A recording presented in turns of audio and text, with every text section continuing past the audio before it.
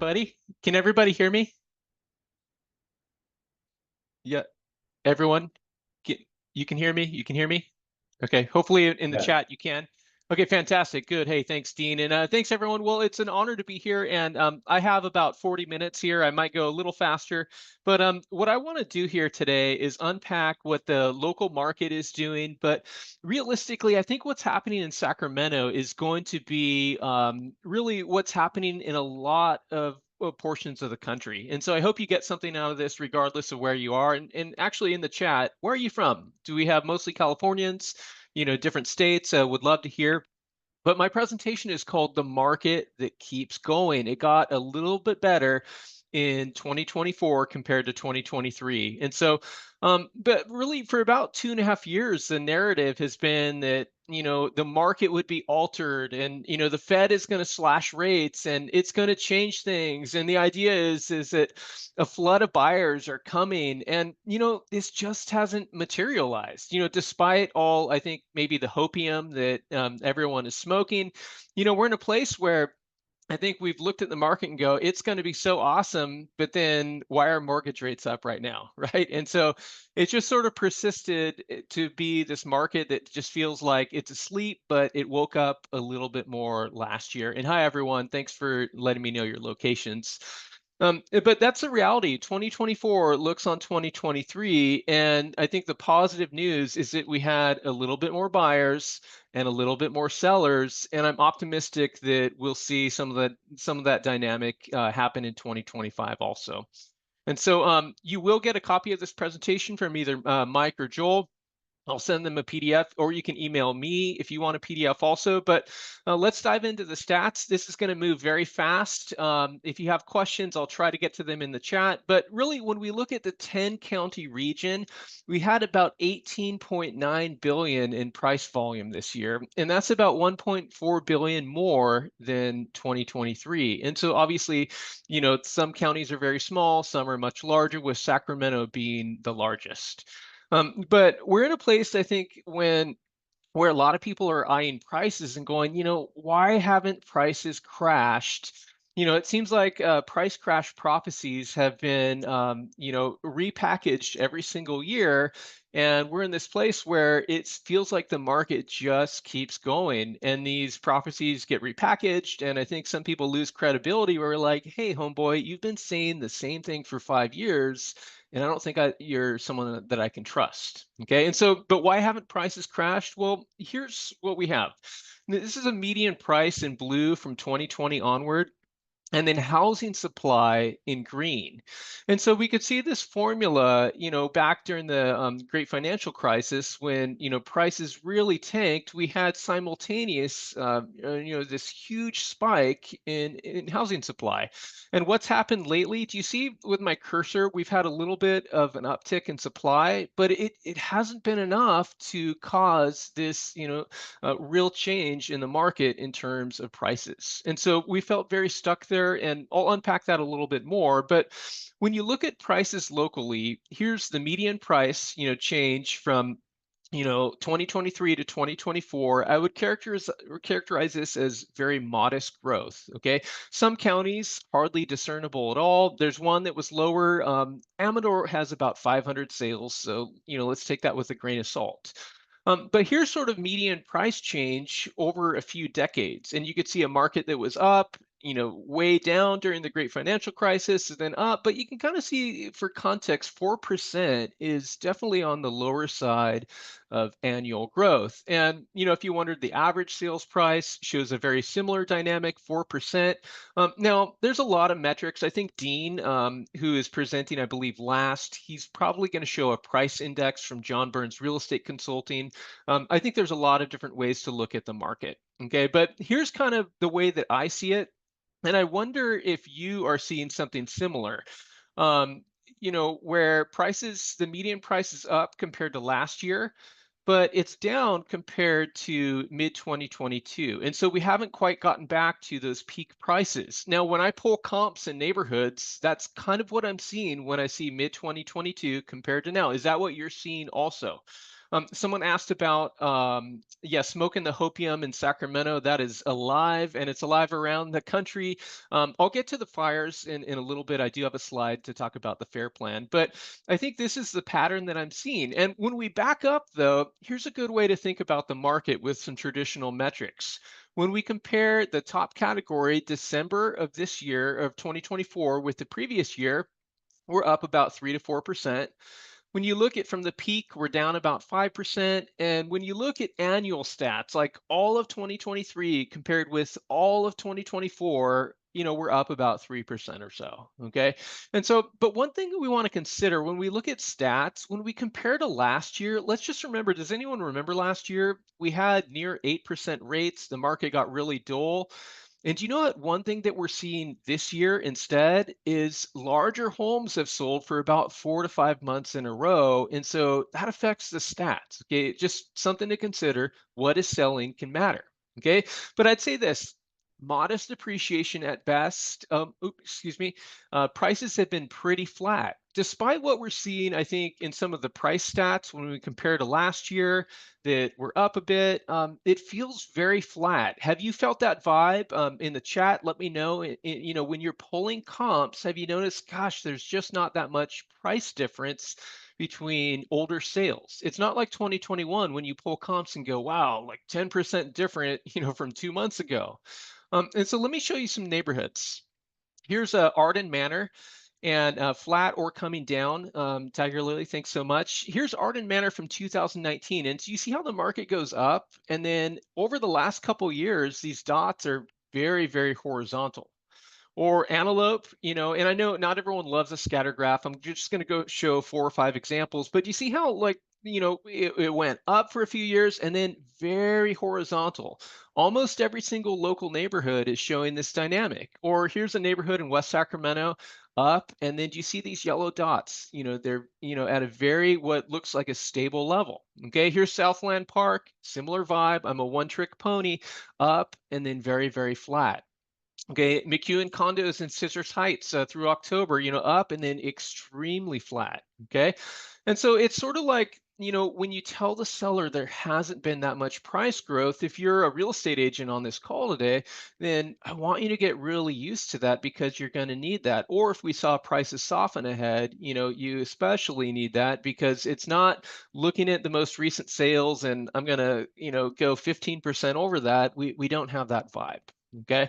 And so I'd say some sellers like Uncle Rico, they are living in the past. They are stuck in 2021. And frankly, I think some real estate professionals also are stuck there. And I think 2025 is an excellent opportunity to get unstuck. Tavon, thanks for, I'm glad you got this joke. Does anyone know Uncle Rico, Napoleon Dynamite? Where are my people? Where are my people? But really, we need to recognize that the psyche of buyers has really changed. And here's how I would describe buyers. They're patient, they're picky about getting into contract and staying in contract. They lack urgency to purchase. They're going to be patient for the right property. They're picky about condition, price, location. They're not going to pay top dollar for junk. And, they want to feel like the negotiation is good for them in the transaction. So, Matt, throw this football over the mountain. Great Quesadilla. Michelle, thank you so much. So, but I'd say when we look ahead to 2025, that rates are the real X factor when we think about prices ahead. And, rates have ticked up over the last month. And if we go too much higher, that's going to take some demand out of the market. And that could certainly soften prices because it softens affordability. It diminishes that. Now, if rates did go down to 6%, like some people are predicting, then of course, then we can see more demand enter the market. Okay, but we've been in this situation where I think rates have been very stubborn at 7% or higher. And so I think this is the X factor for whether we see very modest growth at best for prices, or if we see some negative and we see prices dip. And so I think that's to be determined. It's what we're going to have to watch throughout the year. But I just say ultimately, we're not in this rocket ship market where the housing market's poised to utterly take off like 2021. We're going to see insane competition, okay? Because we're in a place where And I think this is a very powerful graph where we've seen supply grow more than demand. Okay, a good way to think about the market is sellers came back more in 2024 compared to buyers. And so, do you see this green line, how it goes up and down throughout the years? Those are active listings. There's a real rhythm to the market. But the black line are closed sales. And do we see how this year, where my cursor is, there's a larger gap than the previous year? And so, no wonder why the market has been softer. It hasn't been as competitive as 2023 because we got about 3,500 more listings, okay, than the previous year. But look at 2021. I think a lot of people are stuck here expecting this dynamic where you list a home and then it sells immediately. And so we're in a market today where we don't have that vibe. Okay. Now, if you look at normal years, it's actually normal to have a lot more listings than sales. I think that we're very much not used to that though. Okay. Now, how long is it taking to sell? If for those of you on this call who have properties, whether you're a seller or an agent, how long is it taking to get into contract? I want to show you some graphs and then I'd love to kind of hear your take here. But this is days on market in Sacramento. And this is the pre-2020 normal. And so you can see the year starts out January, February, and we start to see the market heat up, which we're experiencing right now. It takes less time to sell. And then for the second half of the year, it takes longer. Okay, now let me show you 2024 on this graph. Do you see the green line? Last month, it took an average of 39 days to sell. And some people would look at that and go, man, something is really wrong with sellers. Look, sellers are definitely overpricing. We do have more price reductions in a normal year. It's nothing too crazy. It's lower than 2022. But do you see how 39 is actually a normal number? Do you know what's not normal? 21 days it took to sell in December 2021. And so do you see how the market is about twice as, I guess we could say twice as slow as 2021, but the vibe is kind of normal though, right? Now, I don't say this to say that the market's normal. I think we're in a place where we have lower supply and lower demand, but it kind of has been feeling normal lately with days on market. Here's a good way to put this. I shared this on my Instagram the other day, where you can see when we compare annual days on market in 10 local counties in 2021 and 2024, it's literally taking twice as long to sell. Okay. But when I show you 2019, I think we're going to see something telling. 2019 was kind of a normal year. And do you see how in 2024, it actually took a little bit less time than 2019? And so we're in this place where I think we've got to come to recognize that that dynamic is gone. We are in a totally different market now. I hope that resonates. But I'd say that the housing market is like a hot pocket taken out of the microwave too early. The temperature's not the same for every property type. And did anyone eat hot pockets growing up? I think I had them as a teenager. That sounds totally disgusting as an adult. I can't go there anymore. But the thing is, when you put a hot pocket in the microwave, you take it out and a little early, there's some frozen spots, there's some, really hot spots, there's some lukewarm spots, and that's exactly what the market is like. And Lisa says, my son loves it. Robert says, for sure, you are my hot pocket people. Thanks, guys. Um, but here's what we're seeing in the region overall. Then I want to show you some neighborhoods. Okay. The really positive news locally, we saw 6.6% more sales happen in 2024. And so do we see this uptick? Now, technically, we could say this is the third lowest year in a few decades. But I think what we have to do is we have to rejoice in the small wins and say more is better. We want a housing market where more buyers and sellers can participate. That's what health looks like. All right, we're still down over 30% from the normal number, but we got 6.6% more last year. Okay, so here's Granite Bay. And all the bars in these subsequent graphs, they represent annual sales. And what we can see is that, more from 2023 to 2024, but down about 20% from 2019. Let's compare 2019 since that was sort of a normalish year. And so if any neighborhood is only down about 20%, that's actually what doing really good looks like in today's market. Now here's Cameron Park. You could see more compared to last year, but down about 33% from 2019. kind of a very normal number. The region was down about 34%, so this is keeping in line with the region. Okay, here's Tahoe Park. What do you see with Tahoe Park though? Check this out. Imagine if Tahoe Park was your farm market. Would it make sense? You see a graph like this where is literally the lowest amount of sales we've seen in Tahoe Park in decades. It did not outpace last year. And so you go, I better expand my horizons. I better become, focus on some other parts of the market. This is exactly why we want to study hot pockets, hotter in Granite Bay compared with Tahoe Park in terms of volume. Okay, Antelope, you can see a little bit more from last year, still down, about 33% or so from 2019. Here's Sun City. Now, what is going on with Sun City, Lincoln? And Roseville looks just like this. Do you see what happened with volume? More compared to last year, but it's actually been very normal. For any onlookers who don't know, this is a 55 plus community in Placer County, and it's been vibrant. This has been, I think, one of the strongest local neighborhoods in terms of volume. And so this is not the vibe in Sacramento County, in Del Webb, Elk Grove, or Sun Country in South Sac. Volume is definitely down there. And so, again, there are hot pockets where buyers are focusing on the market is doing better in some price ranges than others. And speaking of that, above $2 million.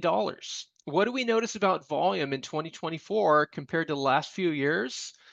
Look, volume was really strong. Now, $2 million and above is a little bit less than 1% of the entire market in the region. Okay, so this is like 99% of the market is not this, but we can recognize that hot pocket dynamic that there's a hotter spot here at the very highest prices. Okay, condos are having a moment today. Do we see that condos did not outpace last year like the detached market did?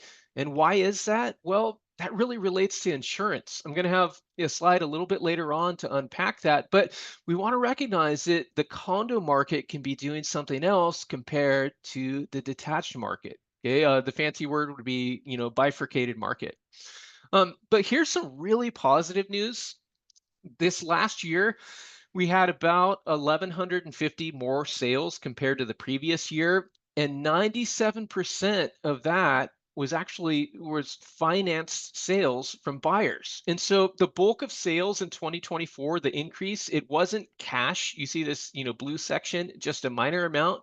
It was financed buyers, and this is 100% exactly what we want to see. Now, each county is going to look different. I'm going to unpack a lot of counties over the next couple months as I give presentations, but I think this is very glowing news. If you work in real estate, share stuff like this. Buyers are finding ways to get it done. Okay, and here's a bigger look at volume. Hopefully everyone's not sleeping, but I have a ton of stuff to share. I'll keep sharing it. But you can look, from last year to this year, that it's hit and miss. Now, almost everywhere is up besides Sutter. I wonder if Sutter, if it's just an outlying area and people are in an inflationary environment, maybe they're less interested. That's, my theory. But otherwise, here's what it looks like. And from 5% up from when looking at 10 counties, and about 1,400 sales when looking at 10 counties. And here are the numbers. By and large, Sacramento had the most growth, and I think that reflects being the largest county as well as having lower prices in El Dorado and Placer. Okay. So are sellers thawing out? The answer is yes. And I think that this is a bright spot in the housing market, something that's happening across the country. The trend is very similar here. And so the red bars are the number of new listings by month in Sacramento in 2024 compared with 2023. It outpaced every single month besides a tie in June. Okay, this is exactly what we want to see. We want to see sellers become a little bit less stuck. Okay, here's a different way to look at it. This green line is sort of the pre-2020 average, from January, through December. And then look at 2023. This was the lowest year in decades for new listings. And then 2024, we had about 3,500 more listings. Technically, we could call it the second lowest year of new listings, but we want to see this direction continue. Okay. We have a lot of people who have low rates. Anyone want to brag? What rate do you have? Let me know in the chat. But this has been the problem where the market this year, where prices went up in a really unaffordable environment because we had about 12,000 fewer sellers that didn't come to the market. And so a lot of people were like, the market is so resilient. I go, no, I think it's just sellers that have held back. And look at that. Emily's like, boom, 2.6%. Can anyone beat 2.6%? Or especially, does anyone have lower than two? I'll be super impressed. But never going to give you up. This is my cheesy dad joke. That's exactly what sellers are doing, where they're like, I'm just not going to sell. Okay. And Steve's like, whoa, Emily. Yeah, props to Emily. Darren, 2.9. Love hearing it. But my prediction for 2025 is that we are going to see more sellers thaw out. We'll have nowhere near a normal number of sellers, but I think that we're going to continue to see this trend unless something cataclysmic or unexpected happens. Rates really shoot up. We're in the midst of a trend where it looks like 2023 was the bottom for sellers, more in 2024, and we want more in 2025. Okay. Like I said, sellers have come back more than buyers this year, and that's a really important dynamic to watch. If you work in real estate, I want you to use that language with your sellers to get them on the page that it's no longer 2021. All right. Um, Now, buyers, you can see the candy cane stripes each year. We outpaced almost every single month compared to 2023. Now, we could look at it as, well, this was the second worst year of pending contracts. Okay, that's our third worst. But I think we have to take our small wins and rejoice where we can. Okay, Slav says 2%. Let's talk later because you are clearly an expert. um, but we're still down about 30% from the normal number of pendings, like you can see in the green bars.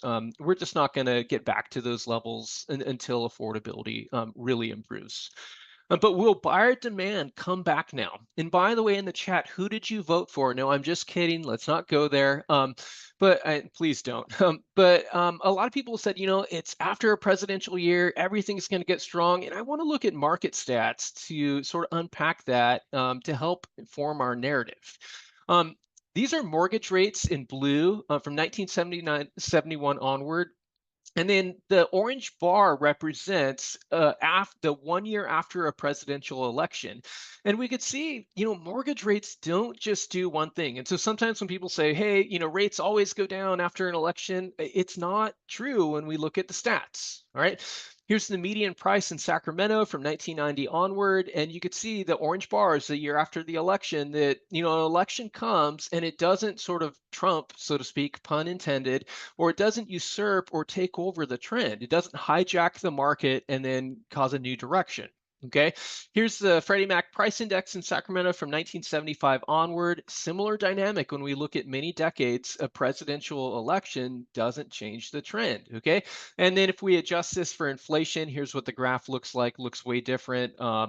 Just in case you're going to send me hate mail for not adjusting. But here's where it gets interesting. I want to show you volume. And before you screenshot this and share with clients, let me share the next slide. But you can see it in orange in Sacramento County. These are the number of sales the year after a presidential election compared to the blue line, which is the average. And so it looks like, hey, wow, we really see buyers jump into the market. This looks really encouraging, but let me take out 2005 and 2009. 2005 was a monster year of buyers flooding the market, very abnormal. And 2009 was a monster year because of all the foreclosures that hit. And so when I take out those 2 years, other presidential years, you could see they're actually lower. And so in short, I think it's hit and miss after a presidential election. There's nothing magical where buyers can all of a sudden afford the market because Trump's in office, unless there's changes to policy, which I would support. I would love to see more buyers participate. I'm just not bullish on the market changing only because there's a new president. Makes sense. Argue with me in the comments if you think differently. But I saw this Mazda Miata in Fair Oaks Village recently, and I just thought it's the perfect meme to say higher for longer, where rates being above 7%, that's making the biggest impact on buyers, and that will have the biggest impact on how the market feels, what prices do, what volume does for the rest of the year. Okay. But what's missing today? This is sobering. You can see that new listings, pendings, and closed sales compared to the pre-2020 norm. Look at this. Like I said, we're missing almost 12,000 new listings and really missing about 9,400 closed sales from the normal trend. Okay, that's very sobering. And a real estate agent from Guide said this could also be called missing paycheck, and I'm like, hey, a lot of people feel that. It's sort of a market where a lot of people in real estate act like a baller on the social media posts, but you struggle in the DMs when you're talking to people, going, "Man, it's been a tough year." All right, but here's the thing. I want us to know what's missing, but here's the focus. And I think we get to choose what are we going to focus on, the part of the market that's happening or the part of the market that's missing. And I would say focus on the part of the market that's happening. Position yourself to work with the buyers you need to. Hot pockets, think about the parts of the market that are moving. Study the market well so you can position your business in 2025 to be successful. Okay, so this was me in the 90s. I used to play water polo. I was super tan, and then this was me senior year of college. And you can see what happened. Well, I went gray. I got old. I don't fit in the pants I used to fit in. But I want to say that speaking of the 90s, we're in a place where the market feels like the 90s. And you look at purchase applications, and they're very similar to where they were around 95. And so if we want to see growth in the housing market, we'll see it first as a leading indicator with the number of buyers entering applications. All right. The number of sales nationally, very similar to 95 levels, and also similar to the great financial crisis. So I'll say 90s vibes and fashion also, right? Have you noticed, ladies, the wider legs, and it's not skinny jeans, all that stuff. But let me not talk about that and get awkward. Notice a lot more mullets too, Steve, if you're still on this call. But it's really about lifestyle buyers, isn't it? And I want to say that if you're in real estate here, or if you're considering a purchase, um, what are you seeing in your book of business, and what are you hearing in your office? Why are people buying today, and why are people selling? I would love to hear a few examples. I'd say that it's about the D's: death, disease, debt, divorce. It could be, having kids, diapers, getting married, diamonds. But we're in this situation where I think it's those lifestyle issues. It's very hard to move right now because the numbers don't work for so many, but lifestyle will be the motivator. Okay. So when you inherit a property from mom and dad, this is still a really big category in the housing market. And so a lot of properties, I think, feel stale because mom or dad passed away, and then you have a dated home that's hitting the market in a market where buyers are very sensitive about condition. Okay, share of remote workers. Could this change? Who maybe moves to Sacramento or moves away.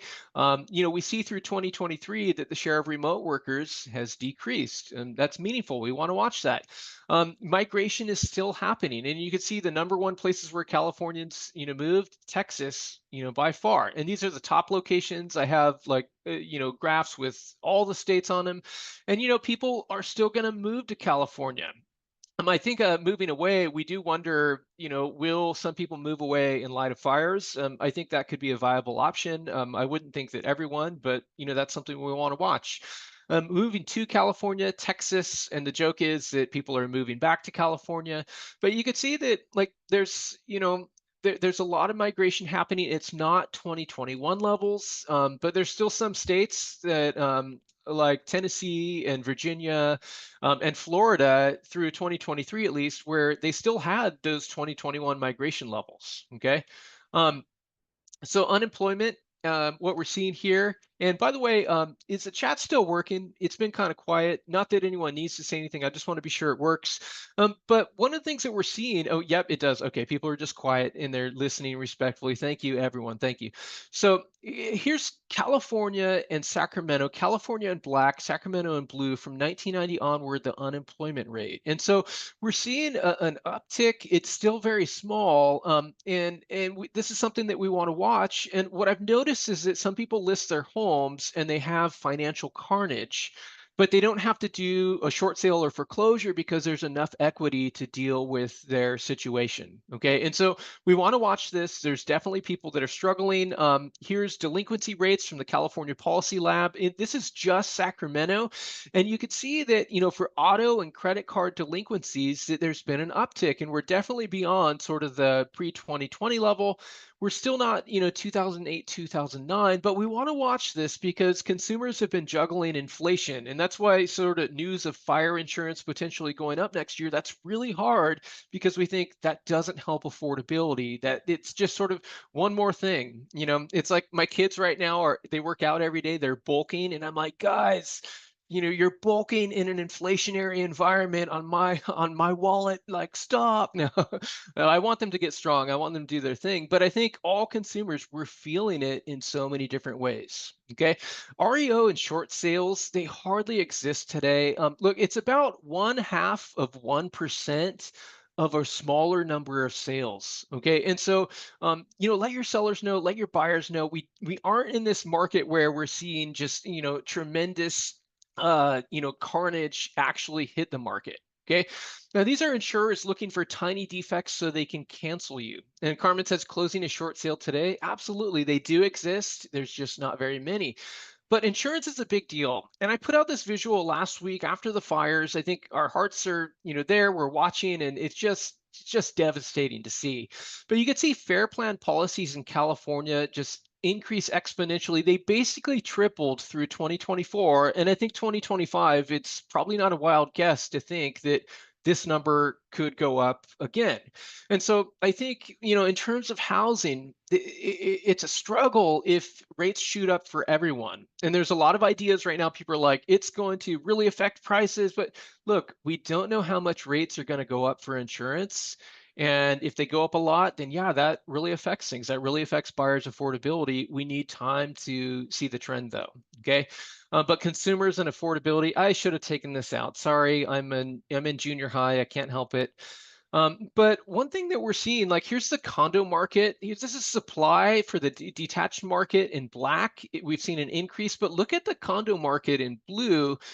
And one of the reasons why we're seeing that, the condo market really shoot up with supply is because of insurance. It's not because of fire insurance. It's because associations are being hit with insurance bills for the associations that are sometimes $200,000-300,000 more than they had budgeted, and so they pass that off to consumers. HOA fees go up, and it's been a problem. Okay, and so this is something to watch. And what I want to say is that we could have different dynamics where prices are declining in condo markets. Here's Woodside Sierra in Sacramento, and I pulled some research a couple months ago, or last month, I guess, and look at the one bedroom dots from 2018 onward. We see an increase, but do you see what's happened? There's been a clear, definitive downtrend. And so in a lot of neighborhoods, it's looked very flat, but in some condo or HOA communities, what I'm noticing is downward pressure because that HOA fee is getting higher. Now, maybe lenders are struggling to finance also, but look, last year, about 70% of condos were financed. And so I don't think the financing issue is the thing driving it. I think it's more of an HOA thing and an insurance thing with some other layers. Okay. New construction has been bright, though. Has anyone represented a buyer with new construction? Look at 2024. This is January through November every single year, and I don't have December stats yet, but it's been a glowing year, one of the highest years ever. Okay, and so I think obviously it's concessions that builders are offering to buyers that's making a big difference. And I think that normal sellers, regular sellers in the traditional market, they can take a hint from the sellers, offer a concession, lower the price, do what you have to do to meet buyers where they're at. Okay. Yes, on new construction, Steve, congrats. But look at December 2024. And you can see that 60% of sales went below the list price and only about 28% above. And so I think we look at these numbers and go, man, is there something wrong with the market? That sounds crazy. Like, are things tanking? What's happening? And I want to give you some context. And I'm going to kind of zip through some stuff because I'm nearing the end of my allotted time.